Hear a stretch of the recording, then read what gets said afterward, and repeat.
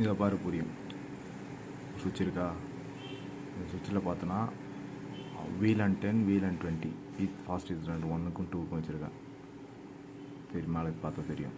இதில் பார்த்தா VLAN 10 20 இந்த ஈத்தர்நெட் இருக்குல்ல, இது வந்து 3, அது வந்து 2 ஐஃபோன் போட்டிருக்கல, அப்படின்னா ட்ரங்கடுன்னு அர்த்தம். இதுவும் அது மாதிரி இருக்கும்.